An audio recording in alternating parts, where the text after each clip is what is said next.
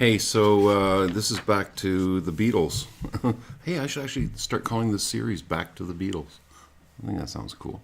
I want to address, I hope you listened to my first bit, and, I was singing some songs, and they were from various LPs. But I decided, I think, to do a proper tribute to the band that I love just the most, the craziest. I should actually go album by album. Now, I need to clarify something here. There is a definite difference between the Canadian LPs that came out and the sequence that they came out and what was on them versus the US. And the reason for that was that Canada would just copy exactly, for the most part, what was going on in the UK. But the U.S., they had this big desire for major impact, and so they would really load an LP with a lot of what was on the UK/Canada version, but then they would load it up with a couple of big hits. And here's a very good example. The very first album that came out, it was in November '63, was in Canada, I'm talking, was Beatlemania. And it's the one that I've already told you the story, falling in love with it, and my mom getting it for me, and I'd do groceries for a couple of months.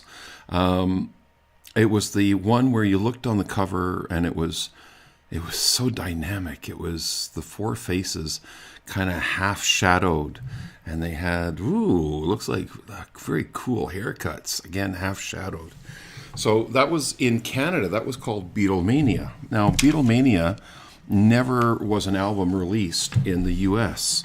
They did the same cover, but they called their album Meet the Beatles.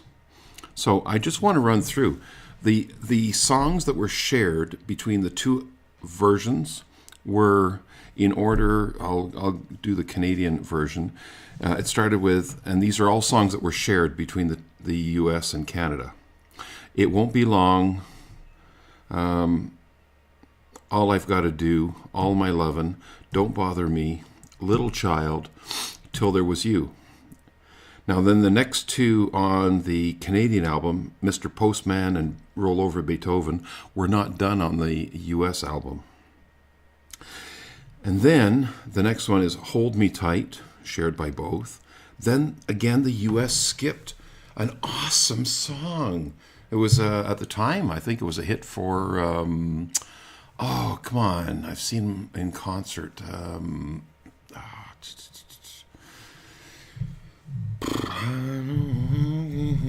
Oh, sorry, brain fart. Anyways, You Really Got a Hold on Me. And then they both shared I Want to Be Your Man and Not a Second Time. But the Canadian album also had She's Got the Devil in Her Heart.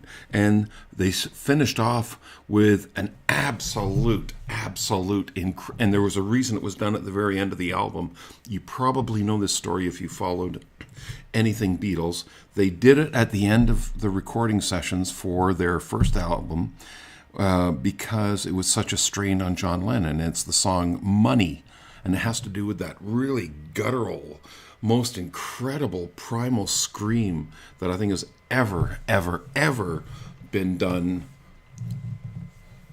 recorded. I don't even know if there's something by AC/DC that comes close to what John Lennon did on Money.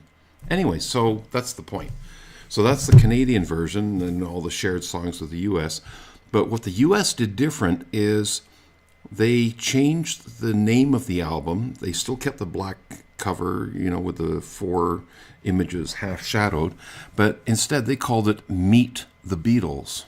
They never called it Beatlemania like we did. They called it Meet the Beatles. And they started off with 3 awesome songs because that's what they were about. They were about high promotion. And so they didn't follow Canada or UK. They knew what they wanted to put. This is Capitol Records USA. And they said, okay, do what you want, you guys over there. We're going to start with I Want to Hold Your Hand. I Saw Her Standing There. And then This Boy. Man, you talk about 3 powerhouse songs for the Beatles. So they did those three on the US version. Then they did all those ones that they coincided with the Canadian and UK version. And that was it. So Canada and the UK put the real powerhouse song, Money, but they did it as the closeout song. The US did it differently. They took powerhouse songs and they put them first. So, anyways, I am going to just stop this for a moment. But my plan now is I want to sing the Canadian version. So it won't be long.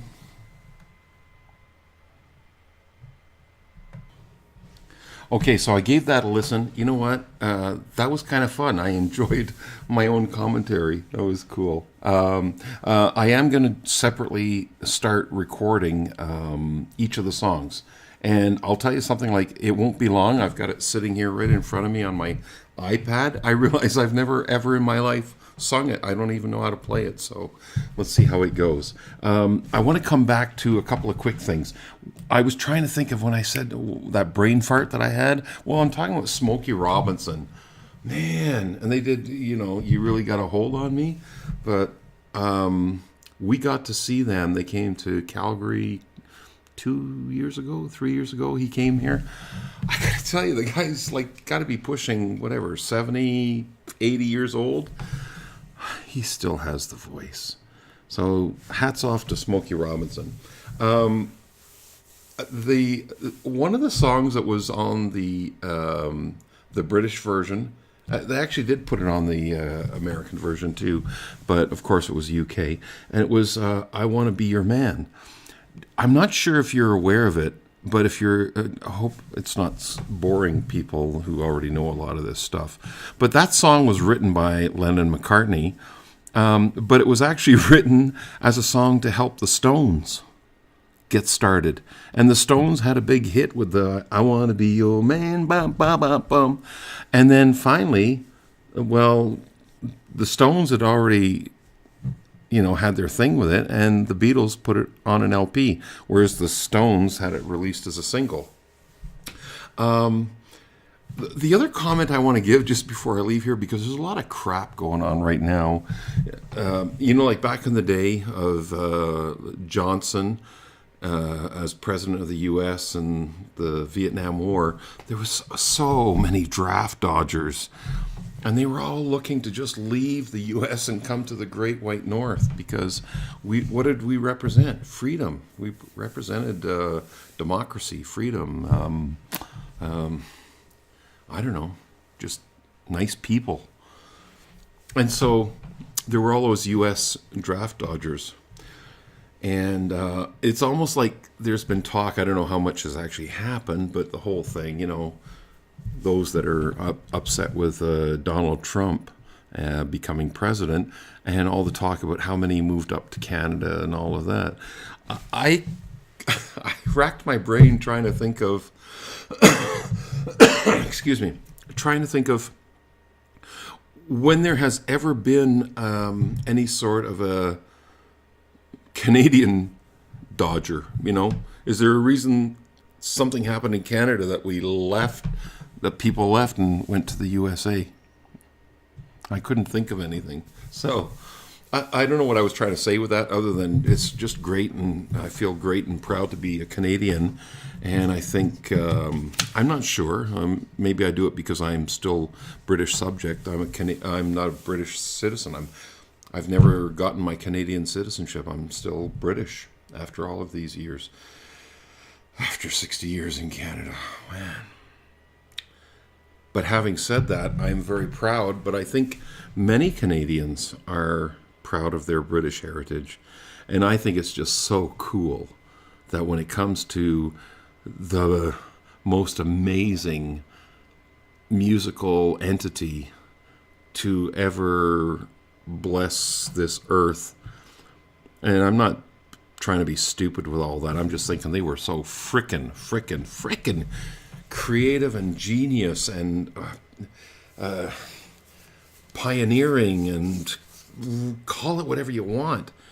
they in such a few short years impacted this world so strongly, not only with their lyrics, their beauty, their songs, their fun, their relaxed, their style, the whole freedom thing. Then they started challenging things socially, and man, they did so much. And they were British. And they conquered the world. And I kind of think Canadians in some way appreciate the fact that we have British heritage in us. Some of us more than others, but I think overall many of us here in Canada have some sort of British connection, and or appreciate that Canada came from a British connection. So, having said that, I'm shutting this. I'm going to start preparing. I'm going to start actually singing some songs. Hope you enjoy all that rant.